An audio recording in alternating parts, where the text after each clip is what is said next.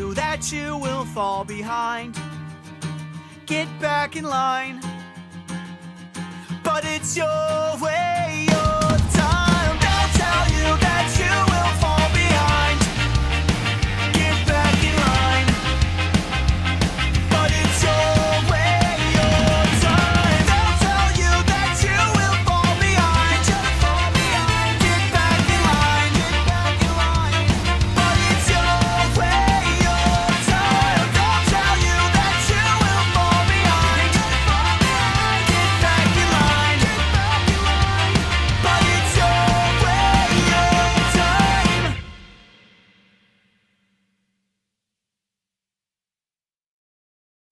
What? You mean just lie? You really think someone would do that? Just go on the internet and tell lies?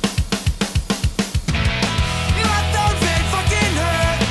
What was it even worth? The energy you drained from me. I guess you're not to blame. It's just a goddamn shame. All things you tend to say. And you already know that I can't just let it go. Just 'cause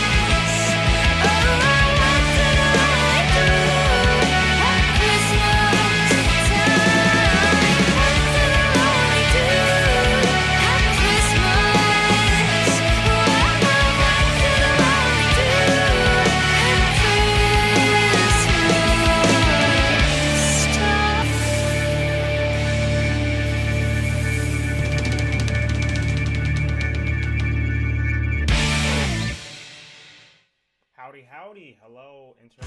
Welcome to the wonderful stream. Wonderful. It's literally just me practicing. It's not that weird. But I thought it'd be pretty cool to do this. Before I get started, though, I definitely want to mention that I am on Twitch, which is something that I started about a year ago.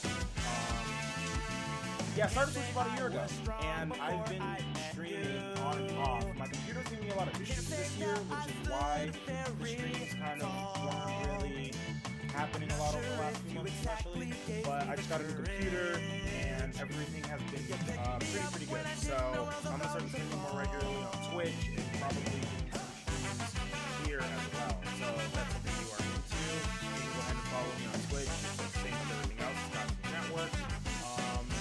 My bit rate is low. Go ahead and edit that real quick. Sorry, all my stuff was set up so perfectly.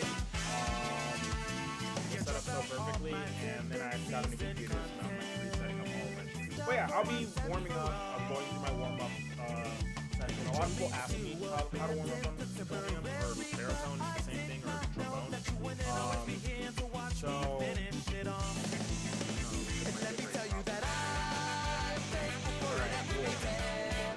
My internet computer my mic is super quiet. Well, let me know if this is better. I did a bunch of test runs. Wow, I did a bunch of test runs and I had the exact opposite problem. Everything was like way too loud when I was testing. Or I'm sorry, the mic was way too loud and the music you could barely hear when I did all the test runs. Alright, hold on.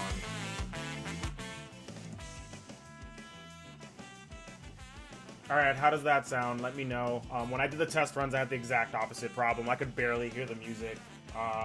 And the mic was really, really loud. So, I also might have to make even more altercations as I'm playing, because when I play, it'll start clipping, or probably will start clipping. Hello.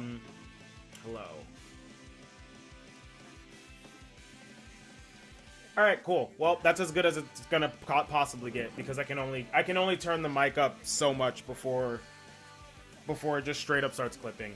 So, hope what is that fuzzy noise?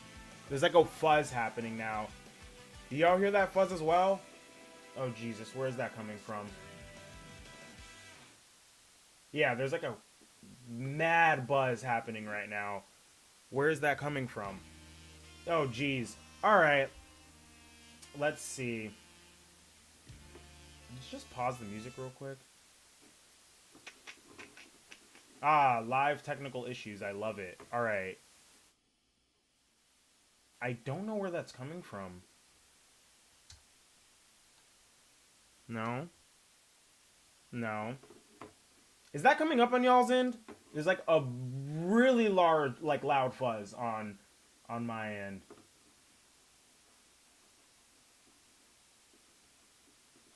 Yeah, I have no idea why that's happening or where it's coming from. Okay. Alright, well, I think I just fixed it. Cool. Alright. Interesting. Cool. Alright, who plays drums for my covers? Well, when you don't see drums, it's MIDI. It's not real drums. When you do see drums, all the information's in the bio. So, there's that.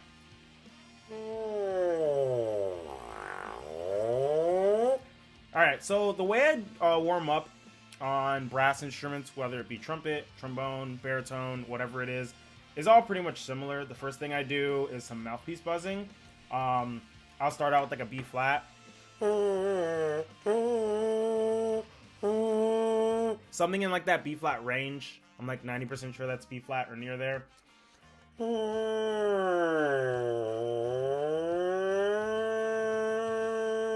I do create the MIDI. If you want to know all about how I write drums and all that, like I said before, I stream on Twitch. My Twitch streams is me creating covers. I normally do the drums, guitar, and bass live on Twitch. So if you want to know more about that, you can head over onto Twitch and follow me there.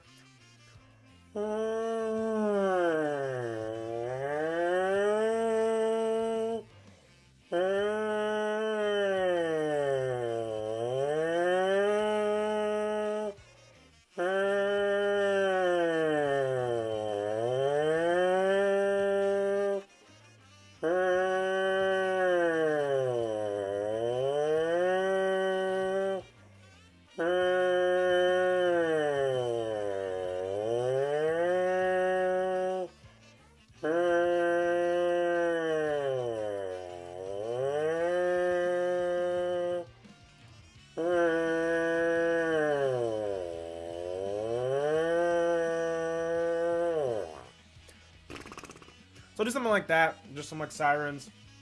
That gets blood to the face. It gets your lips kind of warmed up. It's the similar thing to like stretching before you do a run, you know?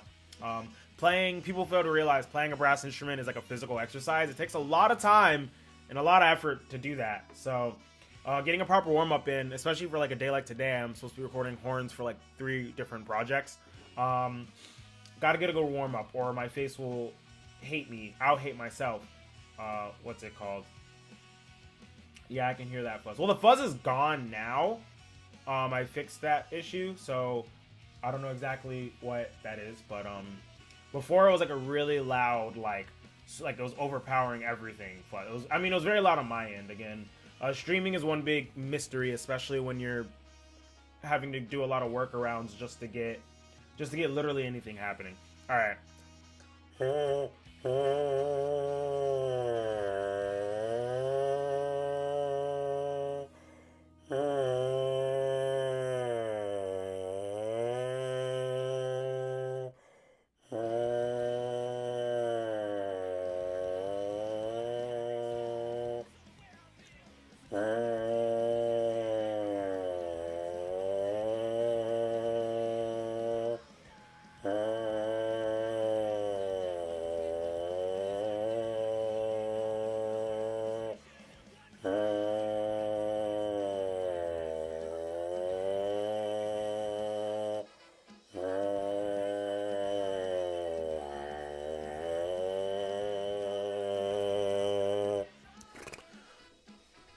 I don't like to spend too much time on buzzing, just enough to get like the face warmed up and the mouthpiece warmed up.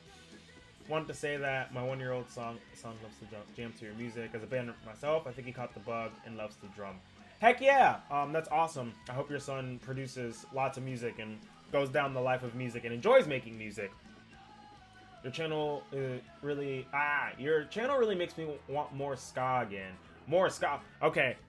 If you want more ska, you can always head on over to the link in all my bios and all my videos. There is so much ska happening right now, like the band that's playing right now, Kill Lincoln, one of the GOATs. Anyone who follows me knows I push this band all the time. They also started Bad Time Records. Bad Time Records is like kind of the platform that we've needed. The Asian Man Records of today, that's what I like to say. And so many great bands. Bad Operation is putting out their new record next week on Bad Time Records. Catbite put out a record in 2019 with Bad Time. Same thing with Omnigon, and I believe both of those bands should be putting out some new music over the next year.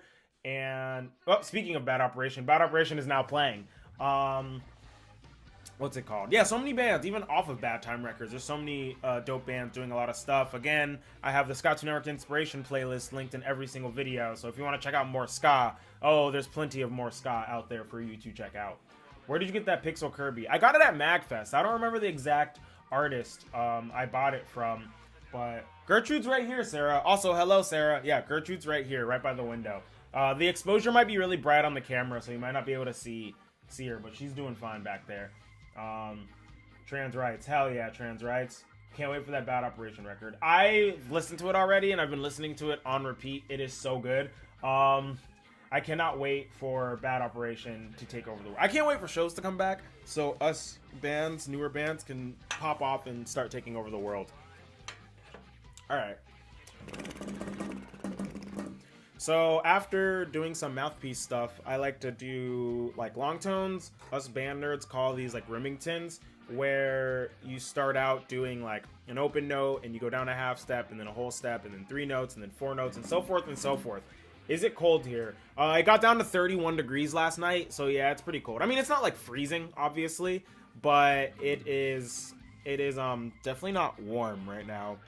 But Gainesville gets a lot colder than the rest of Florida for sure. We're the most elevated part of Florida, or one of the most elevated parts. We're also one of the most landlocked, so we kind of don't have that like tropical climate that the rest of Florida has. So it typically gets a lot colder here versus even like an hour south in Ocala or Orlando area, where it's like 20 degrees warmer right now. So how's the connection for y'all? It says excellent connection here, but last time I was streaming on Twitch, it said the connection was fine, but then I rewatched it, like I watched it back, and it was like freezing every second. And I was like, well, thanks for letting me know the connection was fine, Twitch or whatever. Was just listening to your cover of Pixar's up score. Any chance we'll be revisiting Disney scores like that? Yeah, I mean, I would love to. The funny thing is I have so many things that I just want to cover, and there's just not enough physical time for me to do it. But hopefully at some point I can get back into doing that type of stuff.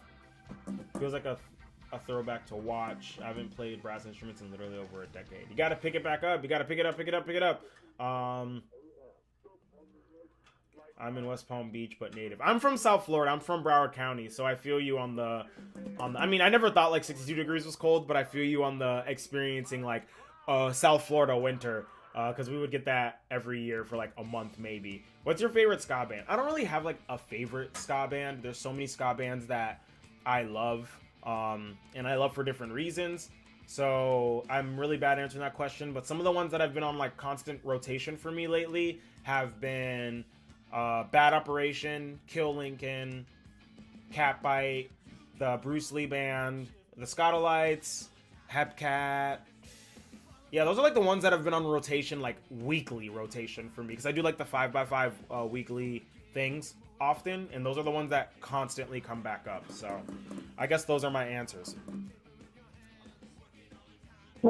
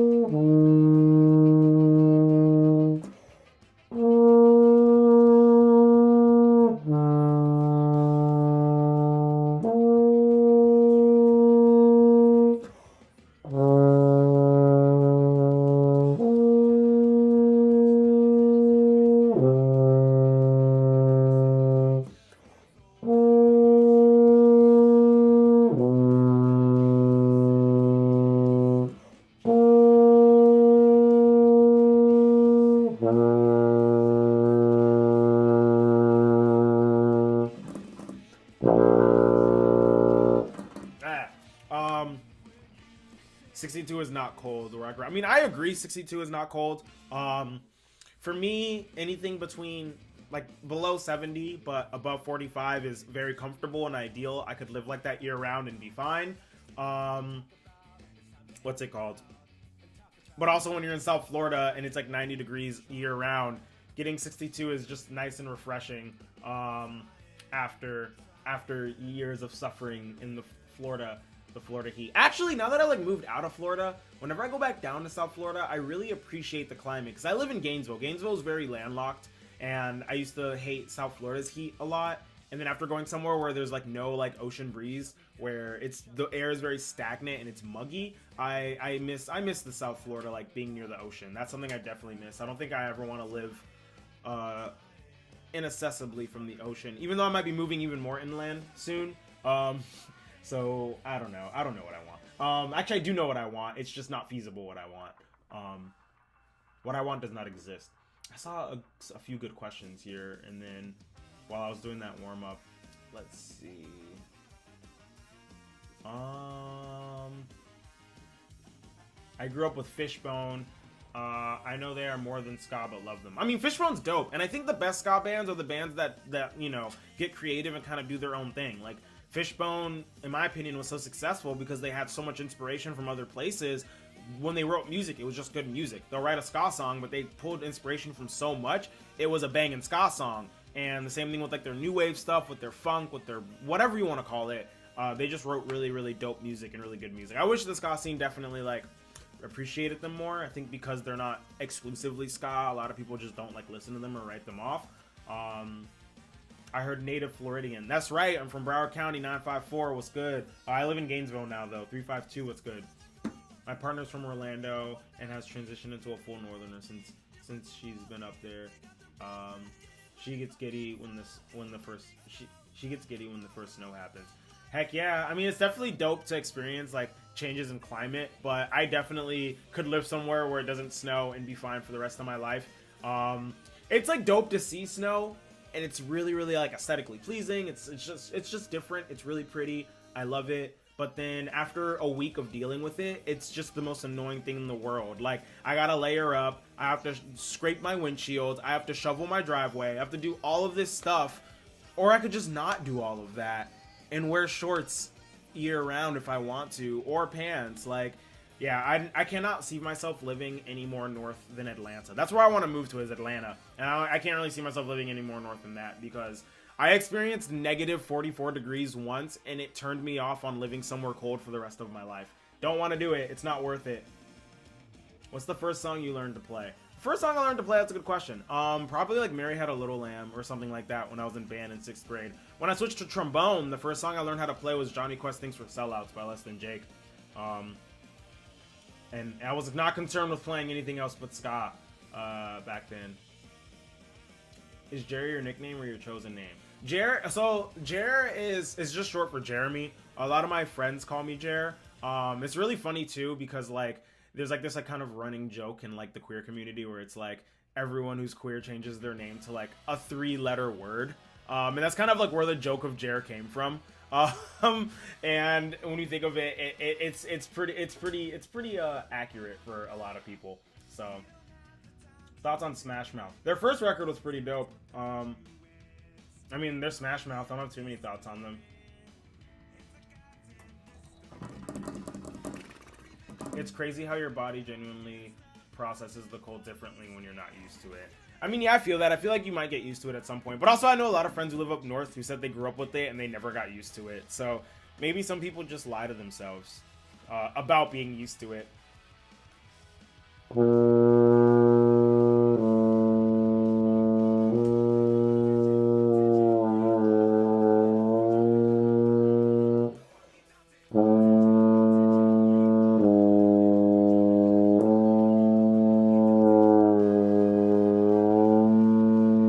We have 68 viewers right now. Someone invite their friend here. We need to get to 69.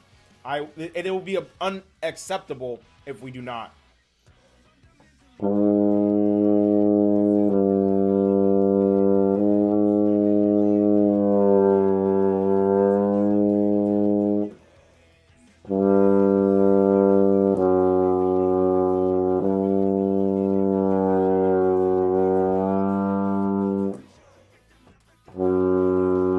I guess I made a lot of y'all mad with that comment because we got down to 63 now.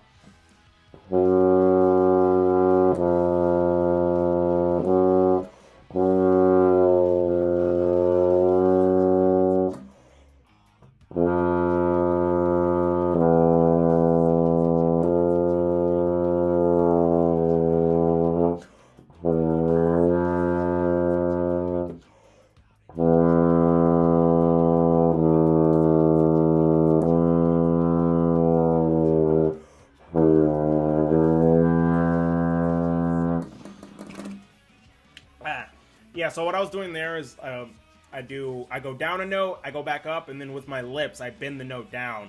I like the bends because it loosens up your face a lot more, and it also kind of ensures that you're using proper airflow. It's for my brass players out there. I don't know how many of y'all actually play brass or care when I talk about this, but for those who are listening and care, make sure that you're using proper air as you lower the pitch. Oftentimes you have to adjust with your face,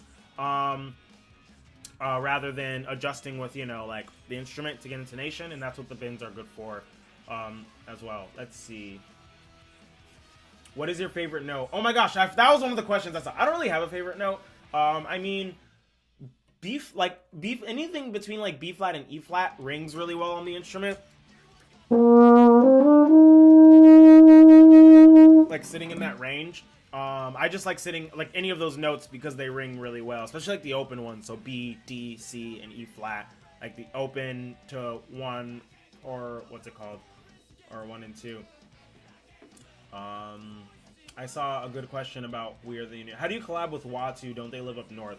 No, actually. So, well, yes and no. Reed actually moved out to LA, I want to say 6 or so years ago. And then Brent, our drummer, lives in Orange County in California as well. So they live over there, and then Ricky and Brandon, our guitarist and bassist, live up in Detroit. So I mean, it's 2020. We have the internet. Like we've just been doing like the doing music online thing. Before it was like a thing everyone was forced to do now. But even like before that, like even going back 5 years ago, like Tokay from Streetlight has lived in LA for a while the rest of Streetlight lives in New Jersey. Like all the members of Real Big Fish, they don't live in, you know, SoCal, they live spread out. Chris from Less Than Jake, from what I've heard, lives in Tampa. Roger lives here in Gainesville. Buddy lives here in Gainesville. Vinny, I heard, does not live in, or no, Vinny lives in Gainesville. And who am I forgetting? JR, I heard, does not live in Gainesville. Like they live all over the place. It's very common for band members to live all over the place. You don't need to be in one location to be in a band, especially like depending on how you operate as a band. Like We Are the Union very much is like Reed is like kind of like the front person. They write all of the music, and then we as band members kind of just come in and accompany the music. So especially when you're not touring as much and when you're obviously like not playing like live shows, why do you even need to be in the same location to be in a band? Like, what's the real reason behind that? Practice. You can just be like a good musician and not practice and just learn the songs and then show up, rehearse once, and then get the songs down and then go and perform. Obviously, that's not feasible for everybody, but at some point when you're playing music for so long, that kind of just becomes the norm. And that's something that I've definitely adopted from like studying music and doing like drum corps and like doing like the jazz world and stuff like that. Like jazz musicians will show up, get the charts, practice for like 30 minutes, and then they'll do the gig. And that's something that I feel like blows the minds of a lot of punk musicians. But especially if you're playing songs exactly the same every time, I don't understand why bands have to practice playing a 5-song set for 3 hours every week. Like what are you practicing when you're doing that? You don't need to be in a band in one location to be a band. That's my little like mini rant. I don't even know if that's like a rant, but my take on, you don't need to live in the same place to be in a band. I saw someone say, Jared Discord where? So my response is, there is a Scott 2 Network Discord. There has been one for a while, but it's a Patreon exclusive. So if you don't know anything about Patreon, that's where you can support Scott 2 Network financially, and that helps me do things like pay for mixing and mastering on like the streaming records. It helps pay for maintaining all of the instruments that I use. It helps pay for things like the new computer I had to get because mine was failing on me, to pay for things like new cables. Like I'm literally short on a cable and I have a very convoluted setup just to stream for that. It helps pay for many things. Running Scott 2 Network is extremely expensive, honestly. So yeah, go ahead and check out Patreon. $3 a month will get you access to the Patreon. Not Patreon. $3 a month on Patreon will access you to Patreon. It'll get you access to the Discord server. What was I gonna do next? I know that jazz plays a big role of ska. Any jazz artists, sorry, something popped up on my screen. Any jazz artists like Kasami Washington that influences you? Oh, I see what's happening now. I think it's because the fuzz was coming because I'm using a trial version of this app that allows me to put out. Okay, I see where the fuzz is coming from now. I just have to keep restarting the trial. What was I talking about? Jazz artists like Kasami Washington. Is Kasami Washington? Hold on, let me look up who that is real quick. I think I know who that is. Kasami. Okay, yes. I listened to, yeah, I mean, in that vein, I would definitely check out like the Ezra Collective, Takuya Kuroda. I would check out, who else would I check out in that vein? Ashley Henry, Joel Ross, however you pronounce it. Those are a few artists I would check out as well. I have a jazz playlist somewhere. It hasn't been updated in a while. I should probably update it. Wow, I'm like really behind in the chat. I'm so sorry. I talked too much answering one question. How long does it take for you to put together a cover entirely solo? Depends on the cover. Sometimes a cover can take me 3 hours to do everything. If it's like a really, like the Damn It cover was the fastest cover to date I've ever done. It took me like 2.5 hours to do that, but it's also Damn It by Blink-182. It is not a challenging song in the slightest. But then some covers have taken me like months, like the, what's it called? I mean, it wasn't by myself, but the Goldfinger reverse cover thing I did, I started that in May, and I uploaded in September or October. So like, You know, like some covers do take me like a month or whatever. Imagine just being able to show up as a band and do a show having just met. I realize how bad. It's not that you're a bad musician. What's it called?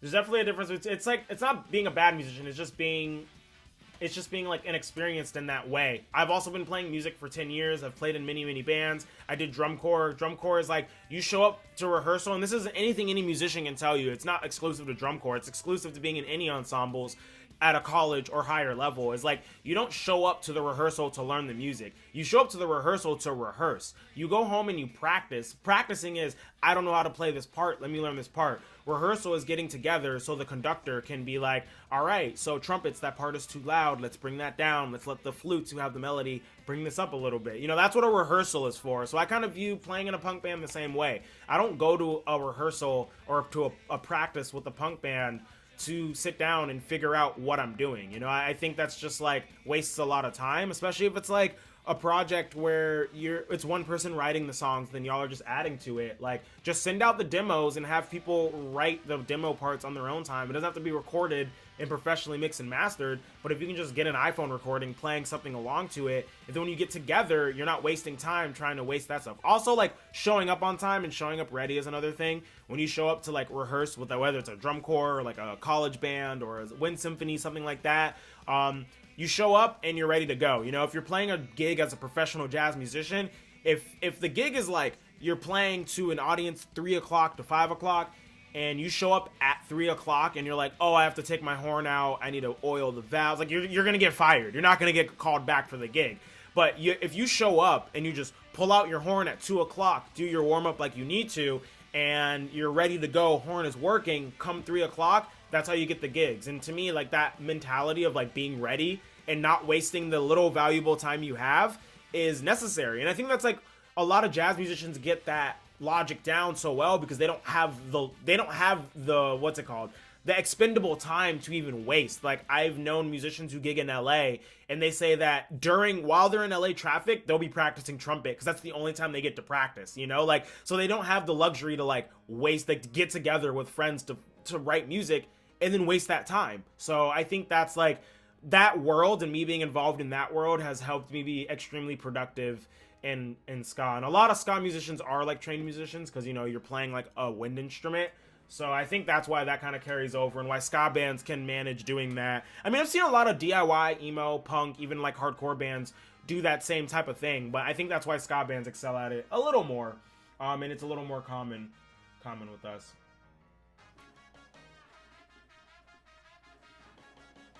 How much money are you making? Even if I could answer that question, because it's not a set amount of money that I make monthly. But I thought it was like an unspoken rule not to ask people about their income. I'm not going to disclose that for a lot of reasons. I love how Sarah's just like, bruh.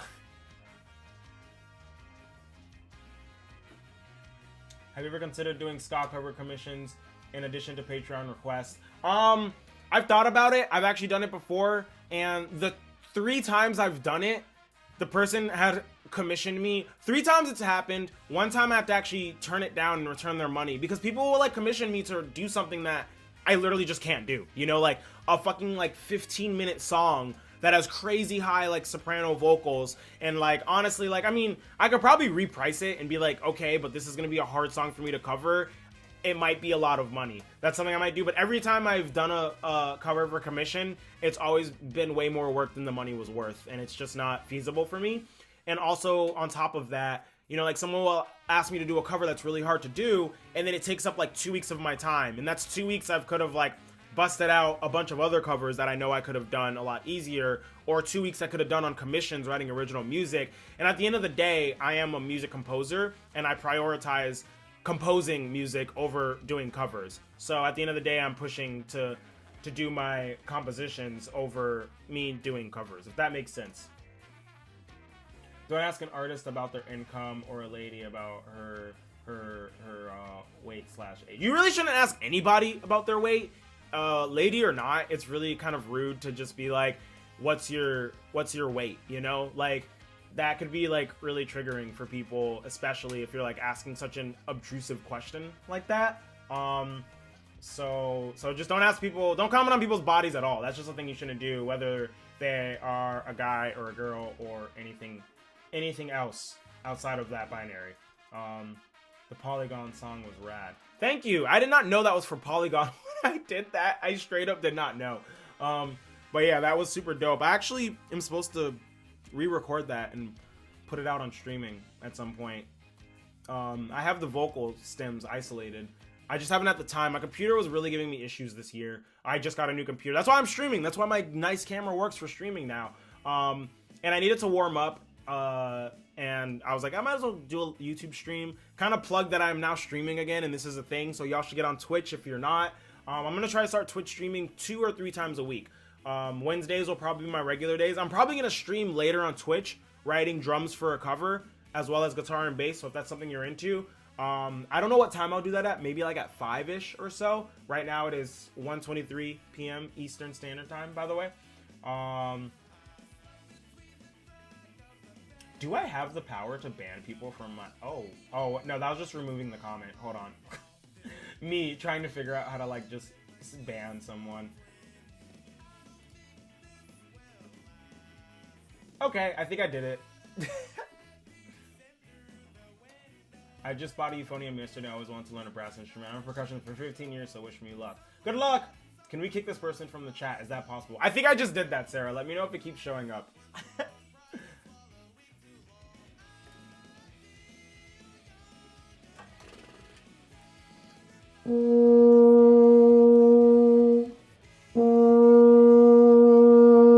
Alright, so I did some long tones, I did some of those low things. The next thing I like to do is this exercise I learned at Blue Coats. It's when you start out with your middle B flat, do, do, do. You go down to F, and then you do a B flat, and you re-articulate 2 more times.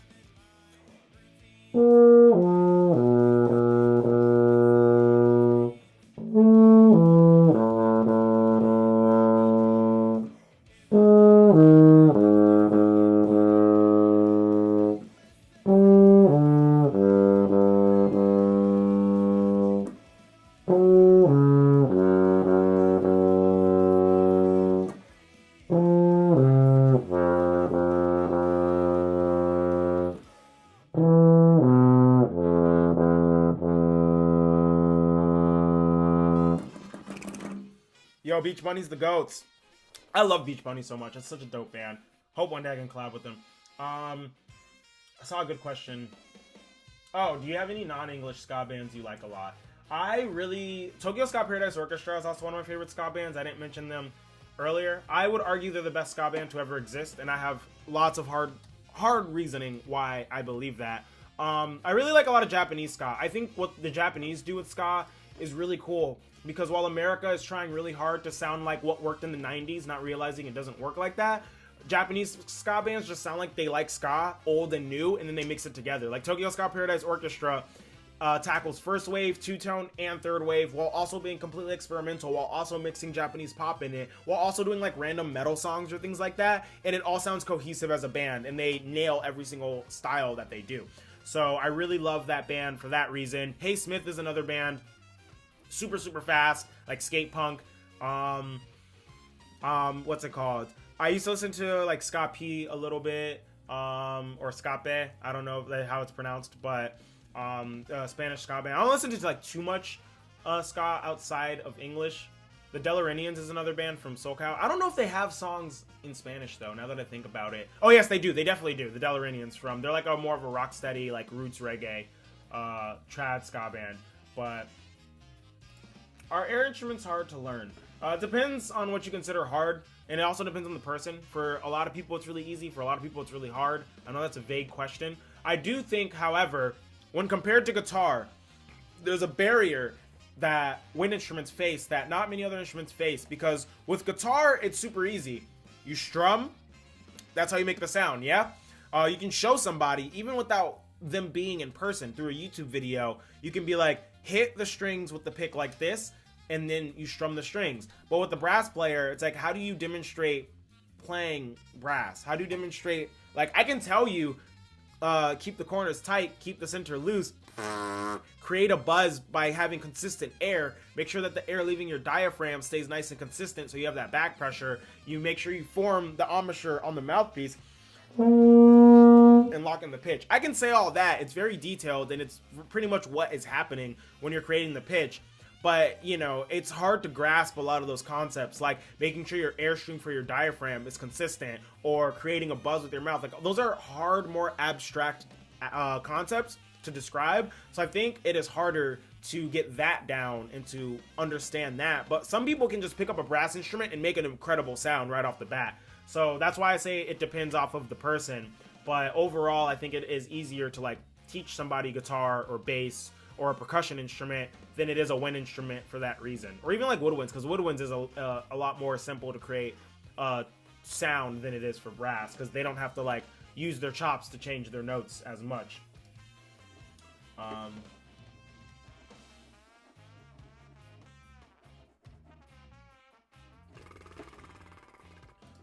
Alright, I'm gonna do some more. What was the last thing I did? I did the dee-da-da-da. So now I reverse it. I do the same thing but starting on the low note and going up.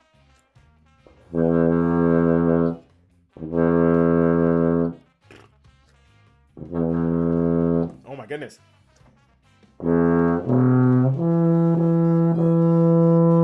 There it is.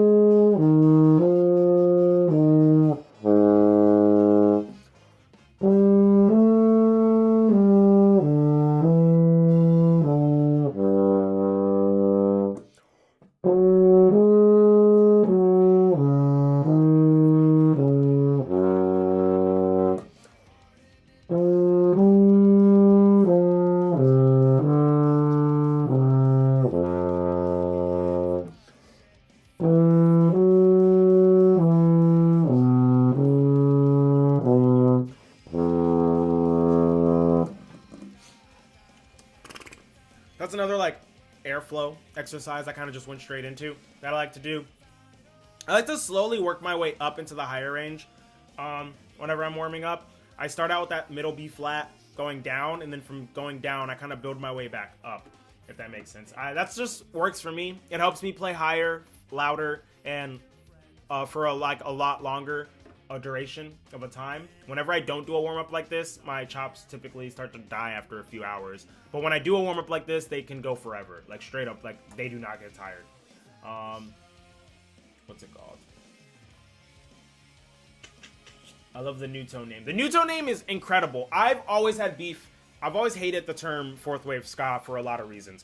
I'm a firm believer that fourth wave ska is not going to be a thing, and the fourth wave is not going to be a thing. A big problem with people thinking of ska as like, oh, it's going to come back. It's going to be mainstream again. There is no mainstream. What is mainstream? We live in a world, in an age where the content that you take in is completely personalized. You can argue things like, oh, Stranger Things is mainstream, but I know more people that haven't seen Stranger Things than have, you know? Like, there are like shows up there like that are streaming that are popular. Like, there's definitely that. I'm not saying things that are popular don't happen, but there are so many small individual like niche communities because of the internet, because of streaming culture, where like, you know, there's no set mainstream, not like back in the 80s and 90s where like there was one big movie that came out over the summer and everyone saw it, you know? Like now it's like hundreds of movies go up onto streaming every single day. And then the things that are big is tapping into nostalgia instead of creating new properties, which is kind of destroying the idea of mainstream even more. It's just becoming nostalgia is the only mainstream. So like I just don't think there's going to be another like mainstream. Like what does it take for something to, for ska to even be like quote unquote mainstream? A radio hit? The Interrupters had that, and no one outside of their fan base really cares about them. Like Jeff Rosenstock is writing ska for the Cartoon Network show Craig of the Creek. That's comparable to like, you know, ska being on TV when like millennials were kids, but it's not mainstream yet, you know? Like what does it take to be mainstream? Like you can't even answer that question in 2020. There are artists like No Name is a great example, a rapper that I love. She has like 4 million monthly listeners on Spotify, and that's Spotify alone. Millions of people listen to No Name, and she's still completely underground. The mainstream doesn't know about her. Yeah, like there are straight up more people listening to underground stuff now than people listening to the biggest ska bands. So people are trying to make these arguments of like, we need ska to get back in the mainstream. It's like ska, like a ska band several ska bands could come up and do 10 times better than what was the mainstream in the 90s, like Real Big Fish, Less Than Jake, Streetlight, and their numbers still will be considered underground by today's standards because of how personalized the internet is. And that's just like facts, it's statistics. So like that's why I like New Tone though. New Tone is dope. I think someone else said a comment, something about like fourth wave needs to be like mainstream again, but like that's my argument. Fourth wave's never gonna happen. It's not gonna be a thing. And this is what I predict is going to happen. The old ska scene, older people that are like really into like Real Big Fish, Less Than Jake, people who are like in their 30s, they're not going to be definitive of the future of ska. And that's just the way it is with music in general. The youth typically is what causes any genre or any fad, anything to be big. It's all based off of youth culture for the most part. And whatever the youth gets into is going to be happening. Real Big Fish is never going to gain a wide audience amongst the youth ever again. Neither is Less Than Jake. Neither are any of these other old bands. They're just out of date. Like, look at the Goldfinger record. Is it a tight record? Yeah, it sounds great. The production is great. The songs are catchy. But at the end of the day, when you listen to that lyric content, no Gen Z person, even like millennials, are not going to care about John Feldman singing about living in California and how hot his wife is. Like, that's pretty much what that record mostly is about. It's just such a, like, I listen to that and I'm like, yeah, this sounds like music made for Gen X, you know? Like, it sounds like it's made to, like, me, like, what's it called? Nostalgia purposes. And that's why I love New Tone. New Tone is like an idea, one, that makes ska more inclusive, which is turning a lot more like, you know, non-men and POC back into the genre. But also New Tone is an ideology that resonates further than just ska. It's like ideology that completely resonates with like what Gen Z, you know, is doing. Like, and yeah, there's a lot of like performativeness in Gen Z. I'm not saying Gen Z is like a perfect generation who has everything figured out, however, there's a lot of youth who they're more aware about stuff. Like the students I teach are a lot more aware. Like I think about the things that we used to say as jokes in high school, and like my students would never joke about that type of stuff. They still say things that are cringy and edgy, but not in the way that we were. We were just straight up ruthless in like 2010, you know? Like, so like even like 10 years later, like just the idea, like what the ska bands are singing about now, it resonates with the younger generations more. It resonates more timelessly. That's another thing about ska in the 90s. It was such a novelty fad, and people wanted to reach that novelty fad like era like size again. And I think that's like damaging to ska in general. And I think it was like the thing that kind of caused that backlash in general. Hold on. Okay. Oh, I guess that. Okay. Sorry, that fuzz was happening again. I need to figure out how to not have that happen every like 20 minutes. But yeah, getting back to the conversation, I think what a lot of new ska bands are doing, and like this is definitely gonna be a slow growth, but people are gonna definitely recognize this 5 years or so from now, hopefully less. They're creating a lot more timeless music. They're creating music that doesn't seem super dated. Like, She Has a Girlfriend Now, super dated. You know, like, that song did not age well. Whenever people who are younger hear that song, they're kind of really turned off by the genre for the most part. But, like, the messages that are being portrayed by like the Bad Operation record, by Catbite, by Kill Lincoln, by all these newer bands, those messages are much more timeless. They resonate with people of all ages. It's the same way how like Paramore is still relevant. Why my students still listen to My Chemical Romance, because the music those bands made were timeless. That's why people still listen to music from the 70s, 80s, and stuff like that. It was timeless. And ska music was not timeless. At least like 90s ska music was not timeless. So like that's my take. Why I love New Tone and the idea of New Tone a lot. What's it called? Can you teach us how to skank or dance in general? I don't think it's necessarily a thing that you can teach. I have videos on TikTok where I'm just like explaining it, but it's pretty simple. You just kick a foot forward and then you land on it, and then you kick the other foot forward. It's like, it's not rocket science. But like dancing is just more or less doing the thing rather than like learning how to do it. Like no one taught me how to dance. No one taught me how to skank. I just did it. I listened to the music and felt it. And I don't know. I can't really, that's something I can't really like explain other than like kicking one foot forward, landing on it, and then kicking the other foot forward. We live in a society. I have never seen Stranger Things. I mean, a lot of people have never seen Stranger Things is fine. It's dope. I like the show. To me, it was a fun watch. I think it's worth watching if you've never seen it before. I think it's entertaining. It's entertaining enough where if you get nothing out of it, it was at least entertaining to watch, if that makes sense. That's kind of how I feel about a lot of live action. Like I swear by a lot of animation. There's so many animated shows where I'm like, you can rewatch this show and it'll get more value out of it. It's so much fun to watch, whether it's you're binging it or you're watching it as it's airing. Like I could sit down and write entire theses on theory behind like theories and animated shows. But when it comes to live action, at most of the times I'm like, it's entertaining enough to watch, but I wouldn't like sit down and recommend it. What VST or programs do you use to edit your songs? I use a lot. I have Slate Digital All Access Pass, which is really dope. You pay like $15-$20 a month and you get access to all the Slate plugins.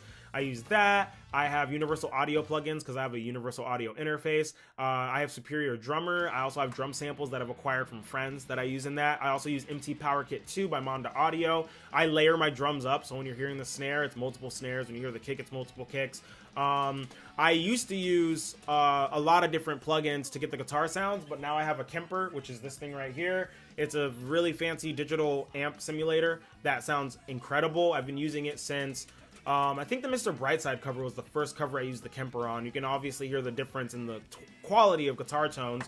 Also, all the Jer stuff is done through a Kemper. All of the what's it called? All the Scott Tune records except for the Cartoon Network one and the Skago's Emo were all used on a Kemper as well. So that's what I use for that. I think that's pretty much everything that I use. There might be a few plugins here and there that I forgot to mention. I tend to forget because I cycled through plugins. There was a period where I had a lot of them cracked and I was just trying stuff out. So, what's it called? All right, next part of my warm-up. What's the next part of my warm-up? I did the airflow thing. Do more lip slurs. That's what I like to do after that.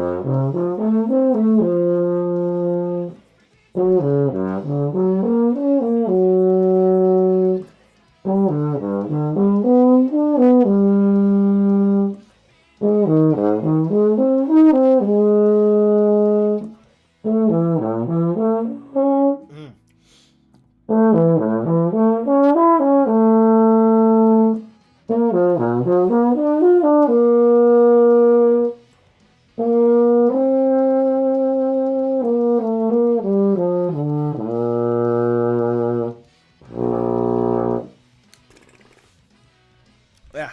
All right. I'm gonna put that down for a second so I can. This is a hydration check. Hydrate or dihydrate.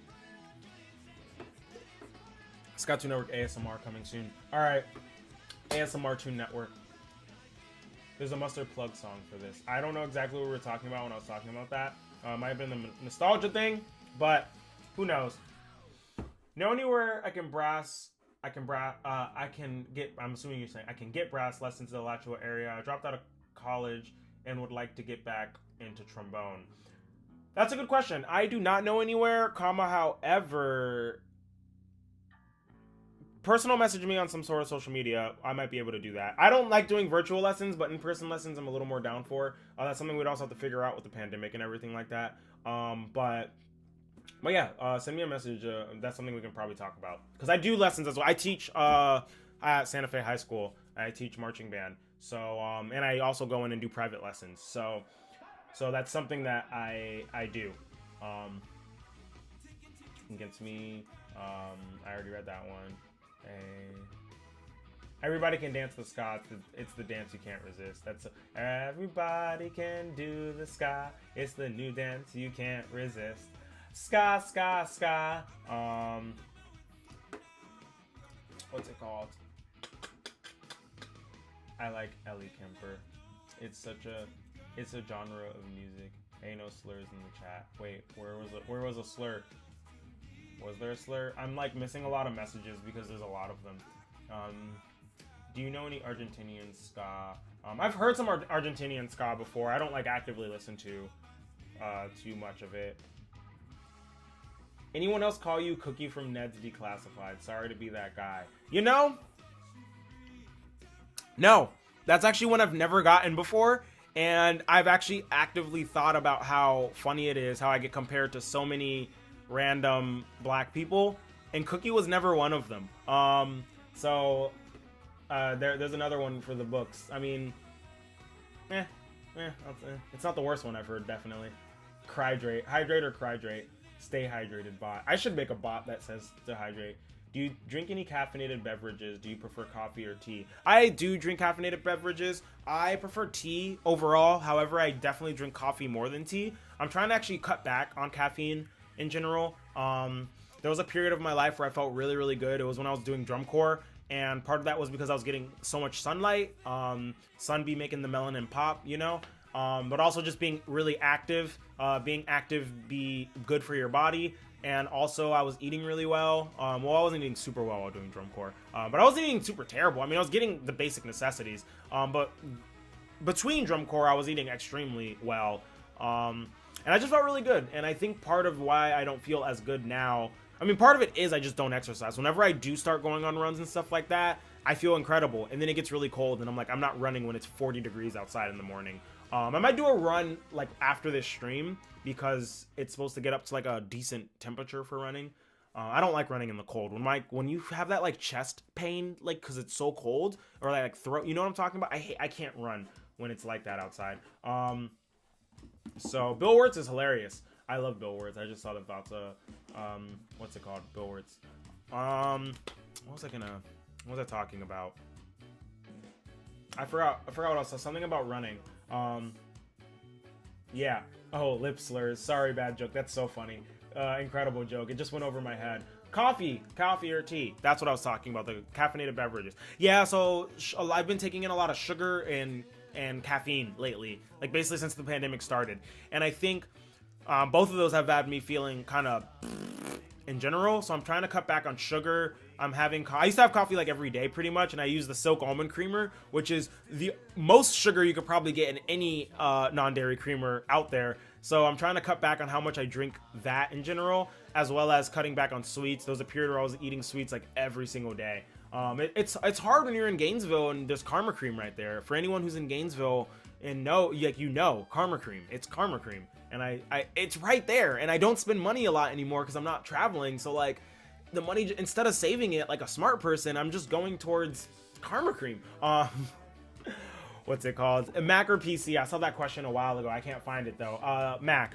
I have a PC. We mostly just use it for watching Netflix though. My dad gave it to me because he like builds computers. It's a decent computer. I think it's like 16 gigs of RAM. I might use it for something at some point. 16 is not incredible, but it's definitely not like, the lowest like at all whatsoever. So, like my laptop is 8 and I did Scout 2 Network for a year and a half on that laptop before upgrading with 8 gigs of RAM. I can't believe my new computer I just got has 48 gigs of RAM and a 12 core processor. So like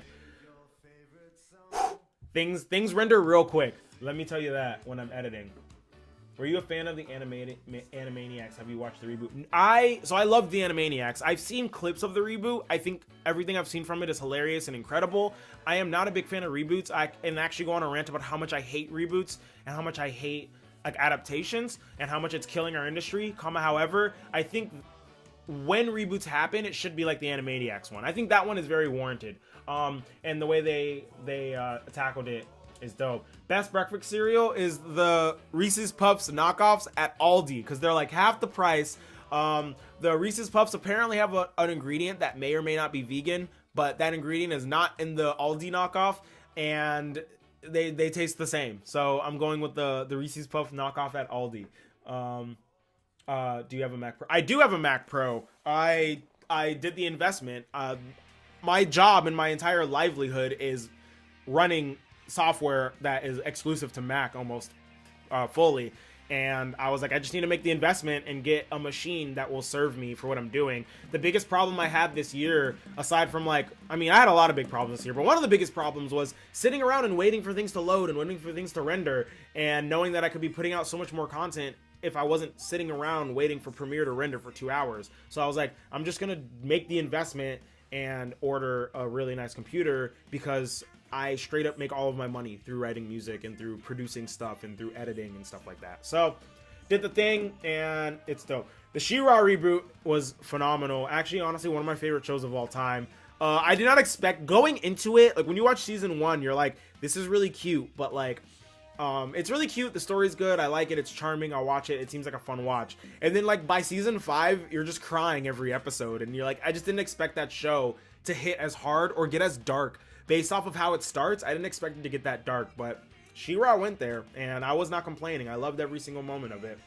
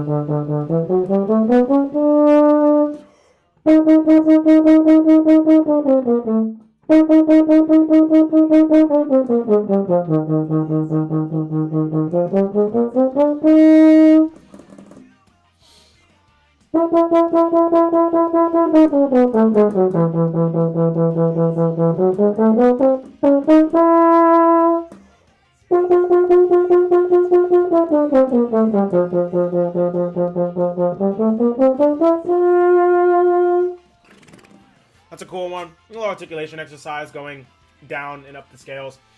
A big problem I've had, especially on trombone, not so much on euphonium because of the valves, but I make my articulation really staccato, even when it's not supposed to be. So something I've been working on is getting more flow, especially while changing notes, while having a clear articulation.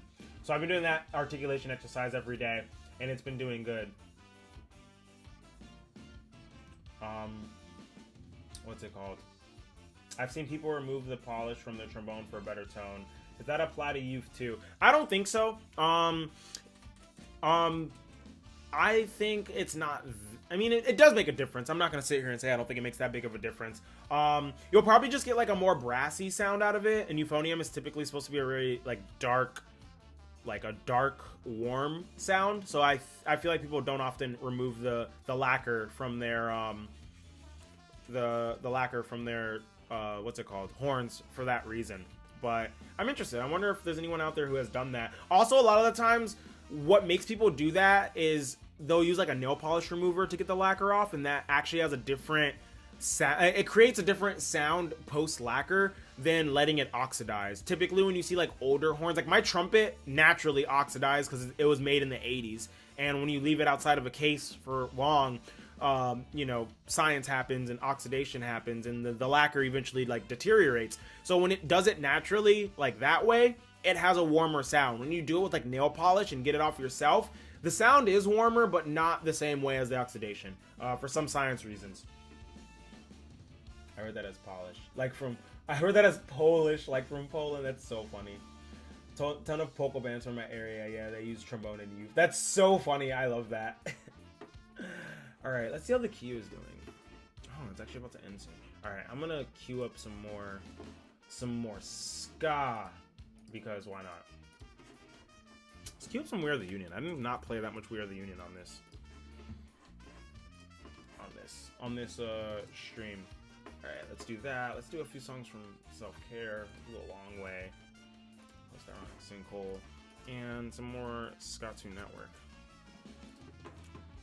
By the way, if you are not streaming Ska2 Network, what are you doing? I am streaming on all streaming platforms. Go ahead and check that out if you have not. It is honestly put a lot of work into the Ska2 Network records this year, and I mean they're doing great. They're doing phenomenal. But yeah, if you have not checked that out, definitely check that out. This one is this Christmas. I dropped the video last week or so, and it is also off of the upcoming Christmas, no, sorry, not the upcoming, the out now Christmas record. I'm trying to do like 20 things at once, so my talking is not the greatest. But yeah, go ahead and stream Ska2 Network on any streaming platform, whatever streaming platform you use. Are you new to streaming? No, the first thing I ever put out on streaming was Pick It the Fuck Up, which was the Counterintuitive Ska2 Network collab, Counterintuitive Records. And that was put out September of last year. And this year I put out 4 records onto streaming. I put out the Ska Goes Emo in April. I put out the Ska-Tunes in September, the Undertale cover record in November, and then the Christmas record in December. And next year I have a plan to put out about 9 records next year. 1 in January, 1 in March, and then probably 1 every month after that. So, Pick It the Fuck Up is dope. Honestly, Pick It the Fuck Up is just kind of like what I wanted Jer to sound like. That record is kind of what pursued me to start focusing more on Jer. If you don't know what Jer is my personal project that I am also on streaming as well. It's like my original music. Actually, a little spoiler, I have a new song coming out soon, so for Jer. So go ahead and check that out. You can just head on over to the link in my bio for any other video, not for this stream, but I have Jer linked down there as well. What state are you from? I am from Florida. From the good old Broward County, 954, what's good? I live in the 352 Gainesville, what's good? Are you new to streaming? Where is the jumper from? The jumper, I don't know what you mean. You mean this? Is that what you're talking about? This is from a thrift store. It's most of the stuff that I wear is very from a thrift store or vintage or something like that. So even if you wanted it, I could not tell you. Most of the times I don't even know where it's from. The company doesn't exist anymore, or the tag is gone. 9, you're insane. Well, out of those 9, a lot of them are like covers I've already done before, just reworked. So, but yeah, the grind never stops. All right, I thought you were in Tallahassee. Ooh, Tallahassee. Oh snap. All right.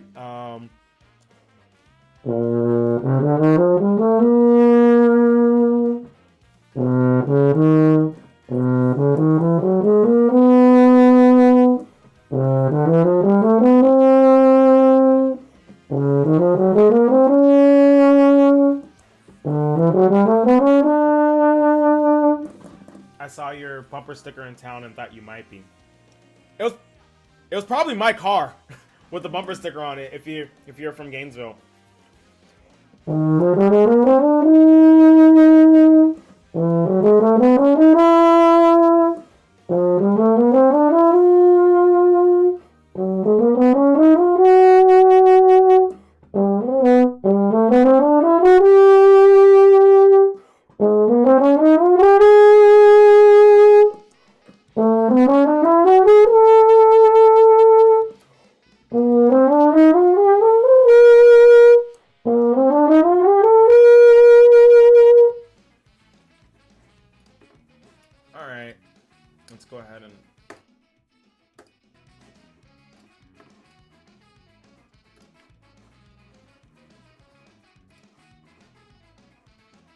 Sounds exactly like I got and see. Clip it. Clip what? That's a rad room. Thank you. You're vibrato. Thank you. I do be vibratoing. Thank you. I really put a lot of work into this room. A lot of money was put into this poster. It's kind of falling off the wall. Actually, all these posters, I might have to change the tape on all of them. What's it called? Put a lot of work into this room. A lot of money went into buying all this art, but I never feel bad supporting artists, especially like at conventions. So I think all of this art either came from a convention or a show, or obviously like the flags or bands, stuff like that. Sounds like the Barry is clipping the mic. Yeah, that's what I said at the beginning of the stream, but everyone said I was too quiet when I was talking, so I told them fair warning, it's going to clip, especially as I get higher. So I mean, I can like turn it down when I'm playing, which is like annoying, but that's something I can do. Now I'm in music production class and I'm acing the class. Heck yeah, produce that music.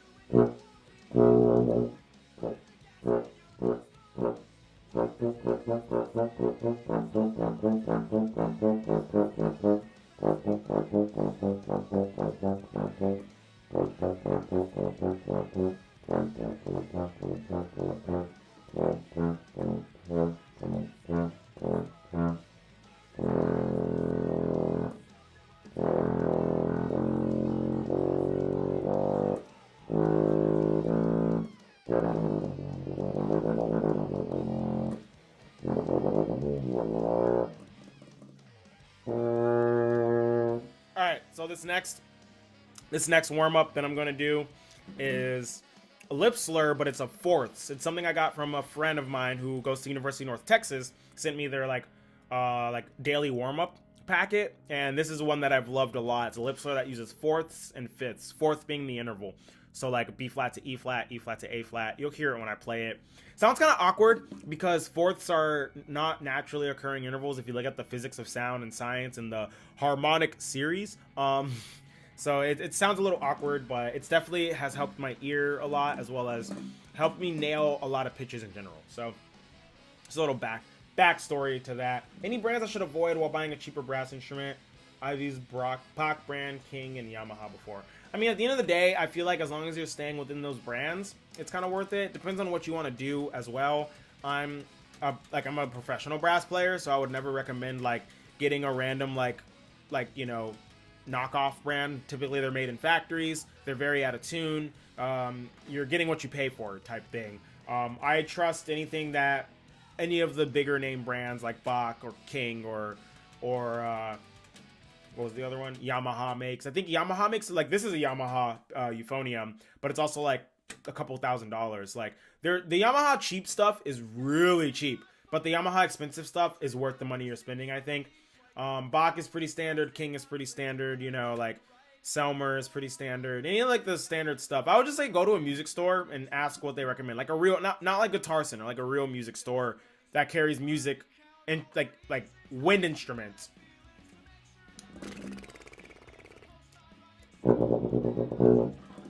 Any newer bands that you would recommend for the aging punk who's into the specials, the beat, rancid, etc.? I would say check out Bad Time Records. Bad Time Records, I mean, everyone knows this, should know this by now. That's the record label I'm always plugging. They just take a lot of really tight, hardworking, dope bands and, you know, give them a platform, put their music out, stuff like that.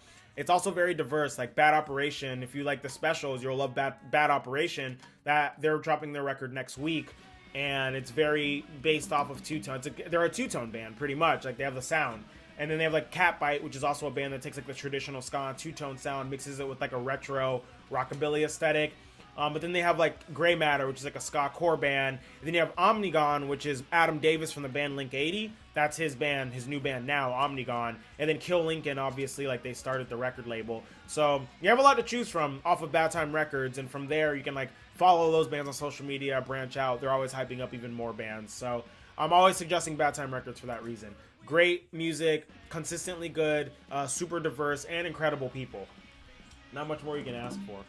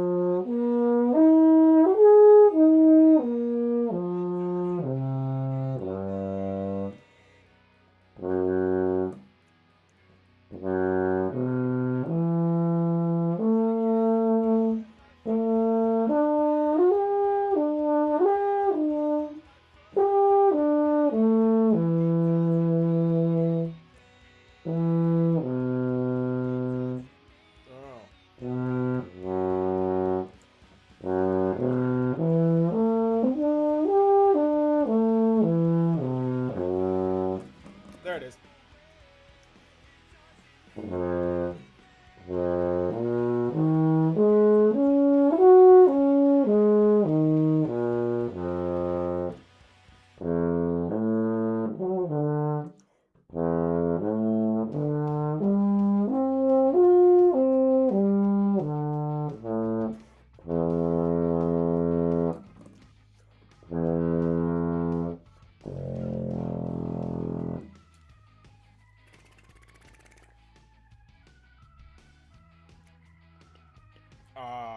Okay.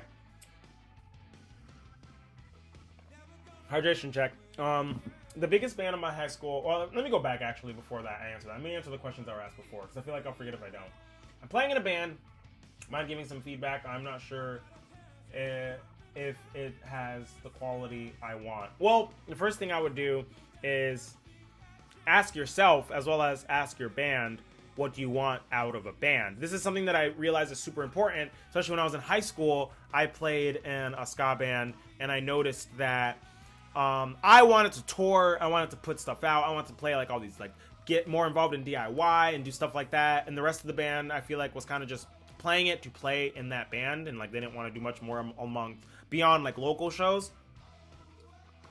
and stuff like that. Like I was ready to like do anything to tour and stuff like that. So just having different goals and aspirations as a band is a huge thing, and like that's not necessarily always a problem. And I'm not saying like if you're ready to quit your job and go on a 12-month long tour, obviously not now, but like a 12-month long tour, but then bye Sarah, what's it called?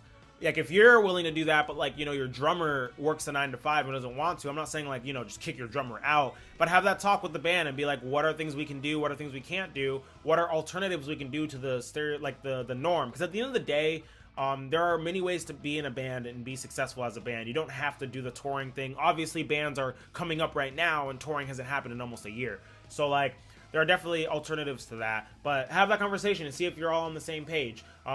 Figure out what you want to sound like, you know, like, do you have inspirations you want to sound like, or does your guitarist want to sound like a dad rock band while you want to sound like a ska band, while your drummer wants to do experimental hip hop grunge? Like, you know, like make sure you're all on the same page of what you're doing. And thirdly, make sure everyone's contributing an equal amount of desire and effort to be in the band. Like I said before, one person might work a lot and can't obviously contribute time-wise, but that doesn't mean like, you know, like you could have one person working a lot, but they're still in the group chat, they're still throwing out ideas, they're still doing what they can, versus like, you know, your bassist could like not have a job, but never respond, not show up to practices, never give good input, you know? So like, make sure everyone's on the same page. I feel like those are things that are what's it called? Extremely important when you're starting a band and making music. What's it called? I'm in a band. I already answered that. Glad to catch your stream. Thanks for making ska for the LGBTQ community to relate to. Our tours are great too. Thank you so much. Yes, I'm glad that people are starting to like find more representation in ska, just in general. It got a lot brighter in my room. Let me fix the. You can see all of my camera stats. All right. Yeah, that's a little better. All right. Yeah, I'm glad people are starting to find that representation in ska in general and feeling a lot more seen in the scene. Seen in the scene. What are the odds you listen to my punk/ska album when it drops? Probably if it comes up somewhere. I typically, when people post in like groups or stuff like that, I'll listen. However, I don't really pay attention to things when people like spam my DMs. If you are in a band, do not spam people's DMs. That's just rule number 1. I had to block somebody who was doing that a bunch. If your music's good and you're posting out into the world, it'll reach the people it needs to reach. That's kind of what I believe. But yeah, I get a lot of DMs in general. I've been trying to keep up with them and check them, but now they just build up because, especially lately, people have just been spamming my DMs with so much stuff, and it's like I just physically don't have the time to even open my DMs, let alone listen to all of these random songs people are sending me. So that's kind of like where I'm at. I kind of remember Aaron B talked about having to find people and the same mindset as you. Yeah, I mean, I definitely agree with that. Y'all have to be on the same page in order to being because a band is a relationship at the end of the day. A band is a relationship, and much like, you know, a romantic relationship or a relationship with friends or a relationship with your family, there needs to be communication, and you all need to be on the same page on like how you're going to take up each other's energy and time in each other's lives. Like, time is valuable, your energy is valuable. Do not waste it with people who are going to exploit you of your energy, take advantage of you, or even in some points downright abuse you, because I've seen abuse happen in bands before. And I feel like we have this idea that abuse can only happen in like in a relationship, like between like, you know, two people are romantically or sexually involved, but abuse can happen between family members, between friends, and yes, also in a band. Band members can gaslight other band members. Band members can manipulate people into staying in a band. So like, I'm not saying obviously like your band has a manipulative, abusive person in it, but that's something to keep mindful of. I've seen it happen to a lot of bands. I've seen people leave bands like that or have members like that get kicked out, and then their band skyrocket. So like, that's something definitely to keep up with. Sky's gay, 100% it is. Sorry to keep showing you, what's it called, asking you, but do you know if an antique 1918 JW York National Center trombone would be a good buy? It's less than 2. I honestly do not know. I am not the person to ask about like if an instrument is worth buying or not. I do not know that much about instruments, especially at least brass instruments. I know a little more about like guitars, but not even that is like, I don't know much about. I am a simple day with simple needs. I pick up horn, I play note in horn, it feels good and sounds good. I like horn. That's how I am. Like, at the end of the day, go off to my daily dad duty later. Do thanks for all you do. Thank you so much for being here. We do seldomly get feedback, and I am so grateful. If you would check out something missing on YouTube, it should be the first one. If I remember to check it out, I have a lot of things on my plate today as well. Like, as soon as I finish this, I'm going off to do a million other things. But what's it called? All right, next point of warm up, brass warm up. I actually have to end the stream pretty soon. Probably will end it in the next 10 or so minutes. I was planning on only streaming till 2, but I've talked a lot more than I meant to. So. How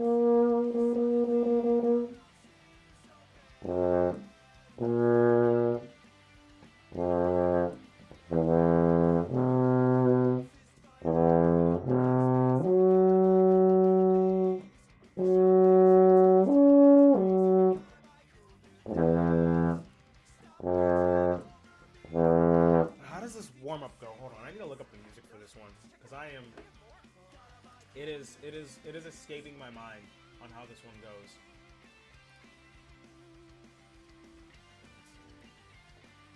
A friend of mine sent it to me over Facebook, so I'm like picking up the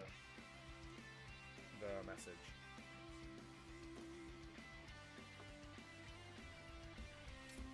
I wonder how I got here. Then it hits me. I should be singing about parties and friends instead of 1, 2, 3. Yep. All right. Cool. Ah, yes. Here it is. The fifth. Where did it go? Where'd you go? Where did you go? Bam.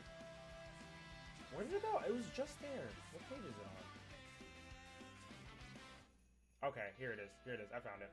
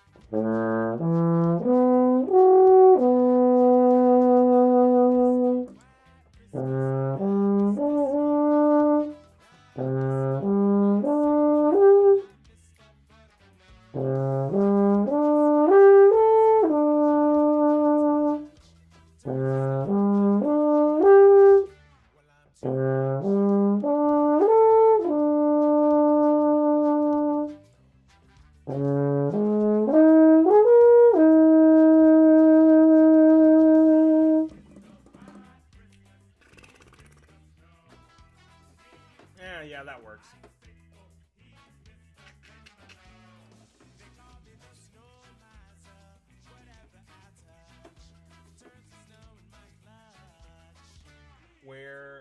I'm excited every time you upload a new ska cover. We're also former core players from Florida who love ska.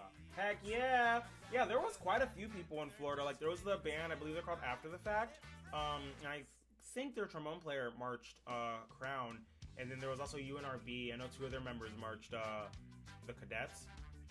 It makes sense. Florida's such a hot spot for drum corps and band. And also was a hot spot for ska. I think Florida's the only state that was a hot spot for both.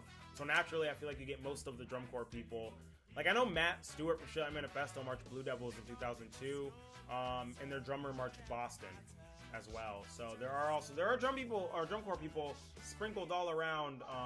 One of the original trombone players of Suburban Legends, I taught at Pacific Crest with him. So yeah, we are what's it called? Sprinkled all around.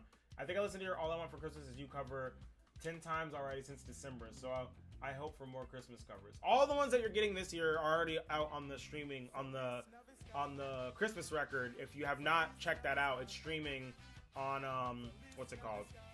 All streaming platforms. It's 9 songs. It's pretty dope. This is one of them that's playing right now, actually. So yeah, hopefully, if you didn't know about that, you are gonna get hip on that and enjoy. Sorry, I just realized my mic was turned down. I hope it wasn't too low. I used to play clarinet and saxophone in school. While I like music like this, the instruments themselves never stuck with me. I picked up guitar recently and I really like it. Heck yeah! I think along with these cautions, look at yourself and your contributions. Relationships are never easy. Put the work in to grow with your band and relationship. Don't expect something from nothing. Yes, absolutely. Yeah, there definitely should be work put to forward, and that's where kind of relaying back where I was saying, like, learn to communicate, what's it called, and stuff like that. Sauce Boy, why is ska gay? Because everything that's good is gay, that's why. Yeah, classic instruments are really hard. I don't blame you for falling out. Glad you found another instrument to keep making music. Yeah, obviously, like, not all instruments are for everybody, too. So, like my first ska band, I didn't even play trombone in. I played bass in my first ska band. It was fun. I miss playing bass in a band.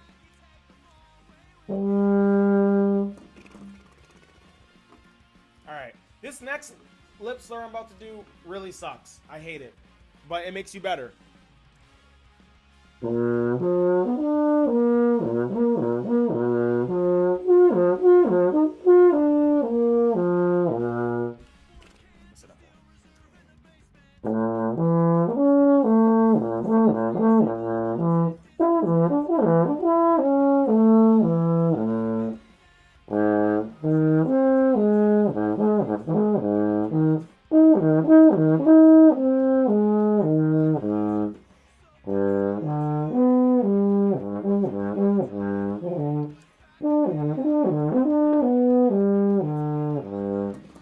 I just remembered a question someone asked me a while ago. Do my students know about my channel? Because I was talking about how I teach marching band and teach lessons. Yes, my students know that Scout 2 Network is a thing. I think some of them definitely don't realize it's like a thing. Like, they think it's... Like, I don't think they realize that it's my... Like, I was talking to one of my students about it, and I was saying how, like, my main job is Scout 2 Network, and, like, I could just stop teaching and I wouldn't really be that affected financially. And he was like, what? And I was like, yeah, I make my money through YouTube. That's, like, my main job. You didn't know that? And he was like, no, I thought you just, like, made videos for fun. And I was like, I mean, I do make them for fun, but also, like, it's my main source of income. And then, like, a week later, he's like, yeah, I checked out your channel. I didn't realize you had so many followers. I think a lot of them just, like, don't realize. Some of them do. Some of them actually follow me. Sometimes they come up on, like, my live streams or something like that. But for the most part, they know it exists. Like, I have, like, Scout 2 Network merch I wear sometimes and, like, talk about it or whatever. Do you have any connections with the 8-bit big band? Dream goal of me to make some big band arrangements someday. I would love to see you on there. They actually, like, hit me up one day saying that they really enjoyed, like, the content I was putting out, specifically with the Undertale cover record, in general, which is, like, really dope. Hopefully we do something together soon, or in general, because I really enjoy that channel and that group. It's really, really dope. Just the whole video game, like, jazz musician community is phenomenal. I love it. Merry Christmas, Scott Toon. Thank you.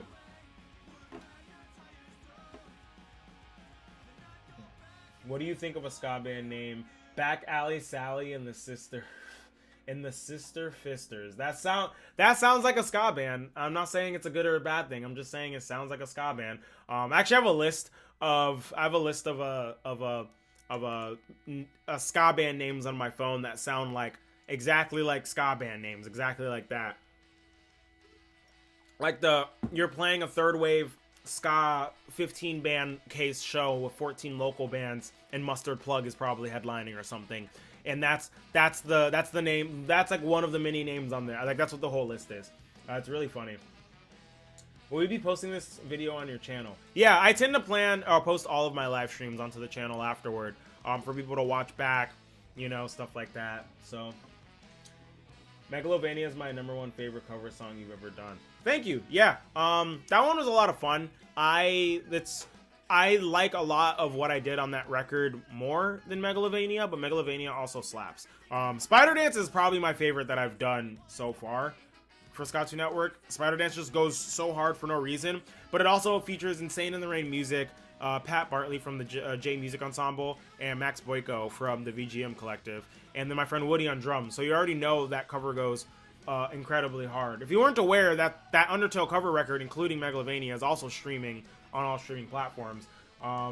It dropped right around the elections. I started dropping it and promoting it, and the elections just drowned out social media for like a month. So a lot of people didn't see that went up. It's so wild. Normally this never happens, but the streams for that are spiking now, even though it's been out for over a month. Which normally you always see the biggest spike, or one of the biggest spikes, when it drops. But for that record, it had a spike and then it went down, and now it's spiking a lot more now. So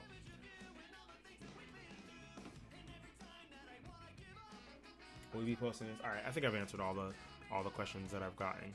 For now, what's another? Is there another?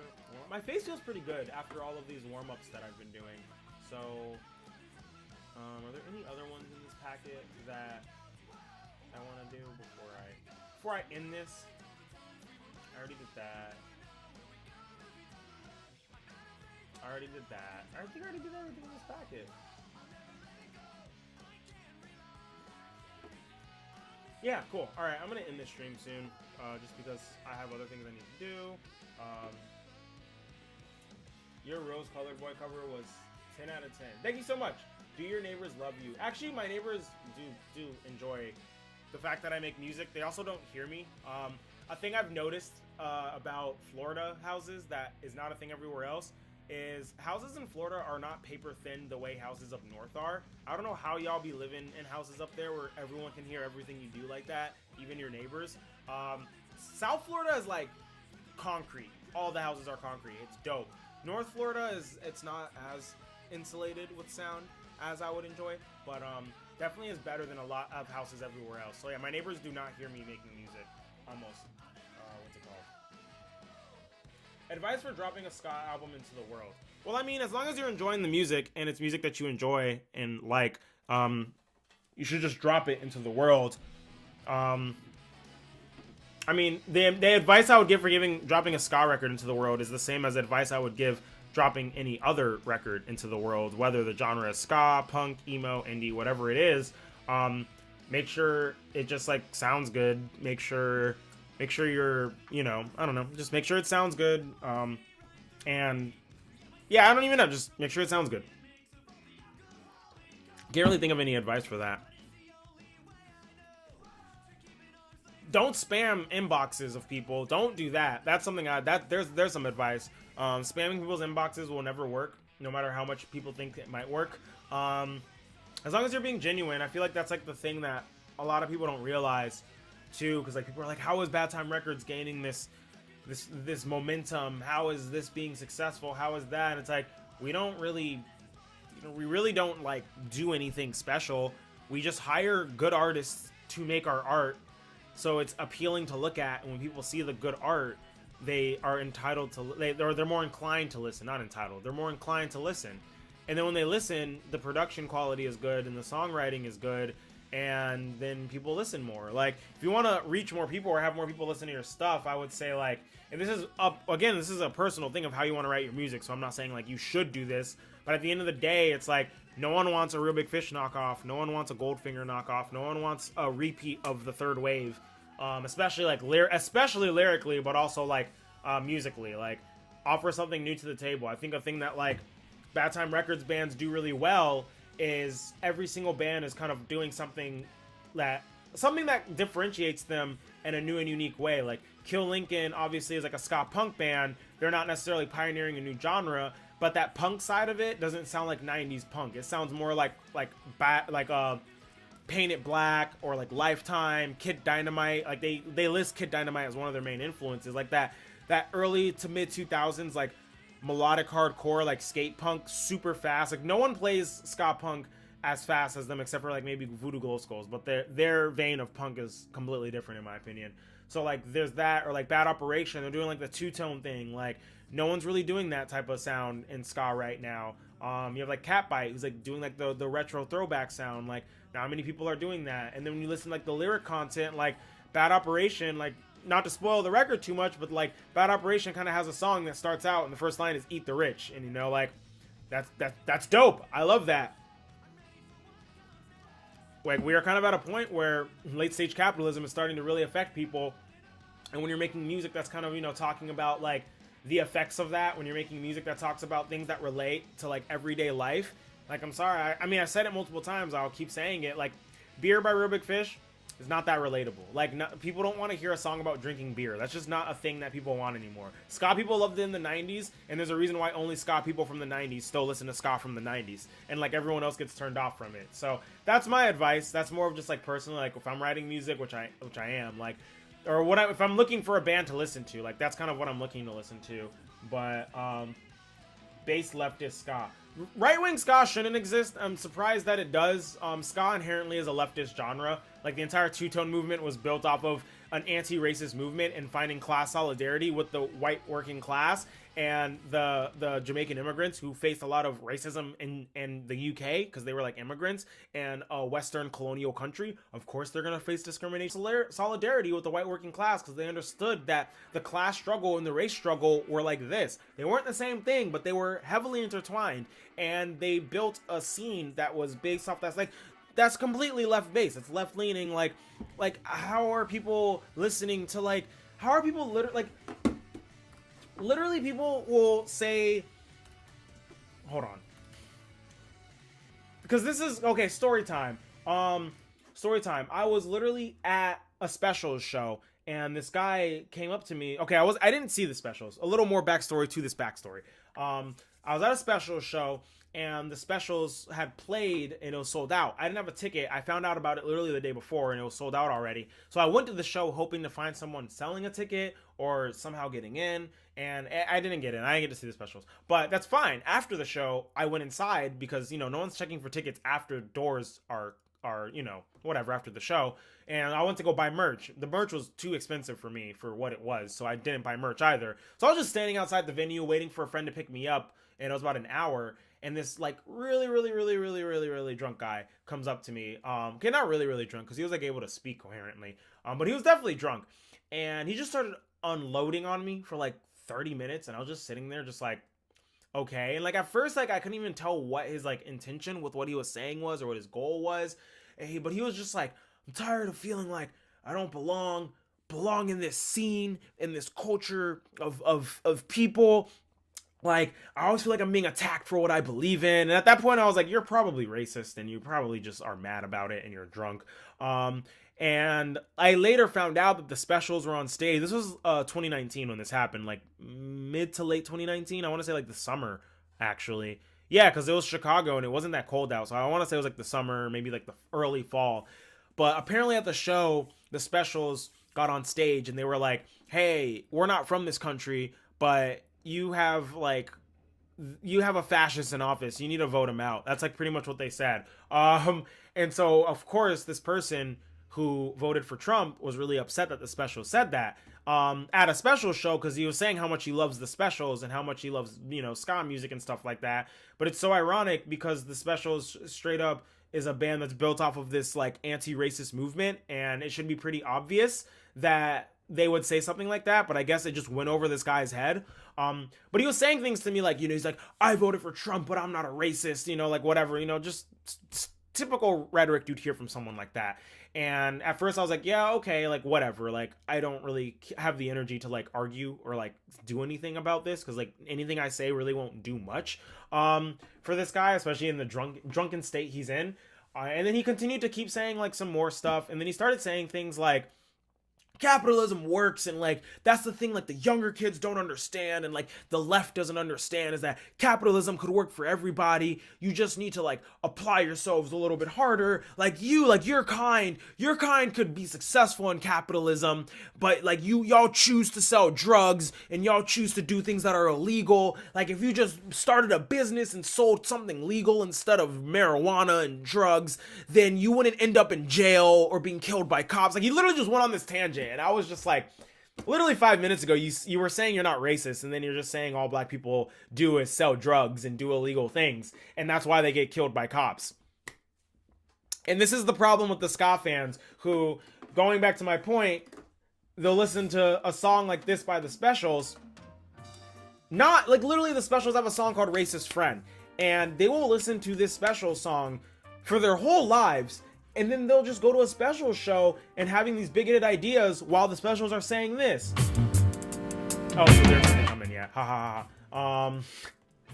But yeah, like it's pretty obvious when you're listening to the Specials what their music is about. If you have a racist friend, now is the time for your friendship to end. Like it blows my mind that like people listen to ska and then they have like these racist ideas in their mind. But like the worst part about it is, in their minds, in this person's mind, let's just put aside the fact that he supports a politician who is directly hurting black and brown people, indigenous people, giving power to corporations who are exploiting migrant workers. Just and that goes beyond like Trump's. I'm not saying Trump's the only fucking politician to do that. All politicians do that. We all know that. It is no secret. Let's move past that before I get but what about the Biden 1994 crowd? Yeah. I never said Democrats were good. I don't fuck with either party. I don't fuck with America. Okay, that should be a clear by now if you follow this channel. However, let's put aside the fact that he completely supports a system that hurts black and brown folk and marginalized groups altogether. Let's just put that aside. Just the fact that he is saying things like all black people sell drugs and that's why they get killed by cops, and not even like taking the second to critically think of why that might be racist. In his mind, he's not racist. In his mind, he's absolutely right. In his mind, that's equality. And like, there's just so many layers of that to like unpack. And he'll like think things like that, but then he'll listen to the Mighty Mighty Boss Tones say, be racist, be bigots, be sexist, be sure. We won't stand for your hate, get that straight. Like he'll listen to like the Suicide Machines write a song about being against police brutality, but then he'll say racist shit and support the police killing black people, and that's where I'm going to end this stream is, all ska is left-leaning, because left-leaning is just caring about people over profit. Right-leaning is just caring about profit and the law over people's lives. Like, that's pretty much it. There was a video of Trump people dancing to Rage Against the Machine, not realizing they're the ones the song was about. I mean, yeah, it's the same thing. That stuff, obviously, like, that was the popular example. But, like, it's the same stuff with the ska scene. Like, there's some, like... And I've been to too many shows. It's not even that was a one-time occurrence. I've been to so many shows where white people would say really racist things to me. I've been called the N-word by people in ska punk bands before. And then, like, literally, like, this happened once. One time, someone was arguing with me because I'm from the suburbs. I'm not really black. Like, this is, like, a white person in a fucking band in Miami was saying this. They're like, you're not really black. You're from the suburbs. Like, if anything, I'm more black than you because I'm from the hood. That was the argument this ska punk band was making. And so then I was, like, literally just, like, being like, well, first off, you suck. Second off, that's not how any of this works. Third off, your band is trash. You all sound like a rancid knockoff. And then everyone else in like the scene came at me being like, whoa, insulting another man's band like that? That's messed up. And I'm like, this person literally just used the N-word at me. And this entire Miami ska scene is focused on the fact that I called his Rancid knockoff band a Rancid knockoff. And then I didn't play a ska show. I did not make ska music. I did not listen to ska music for 2 years after that. Because I was literally like, I hate this genre so much. I hate it. And then I left. So like, maybe there's a reason why there are not that many people of color involved in ska. It's because there are people in ska like that make us uncomfortable and make us leave. That was in 2014, and then Ska 2 Network started in 2016, and that's kind of what yeeted me back into ska. Well, actually seeing We Are the Union at Fest live in 2015 is what yeeted me back into ska. That was in 2013, actually, when that interaction happened. So, like, this is stuff that I've experienced all the time. I've been literally kicked out of shows that I'm headlining because they see a black person and they're just like, you're not supposed to be at this show. And then they like kick me out, or they question why I'm there, or they question why I'm carrying an instrument inside of a show. You know, like, it's just like microaggressions like that I experience on the daily in the ska. And it's always like, it's only like ska shows where it's like older ska people. Like when I'm playing with Kill Lincoln and Catbite, never happens with them. When I'm playing with like younger bands, Bad Time Records bands, never happens with them. When I'm playing like emo shows, DIY punk shows, like shows outside of ska that are like in the DIY punk realm, that stuff just doesn't happen. But it happens too much in ska. Like, we need to stop pretending this genre is this unity. Like, that's why I wrote Breaking News, Local Punk Doubts Existence of Systemic Racism. Because as much as the ska scene preaches unity, like, we're coming together, standing together, there's so much internalized racism and bigotry that happens in this scene. And it's frustrating to see how the bigots are the ones who think that they're preaching unity, when in actuality, they're preaching unity for all white, straight, cis dudes who look like them. That's where I'm going to end this stream.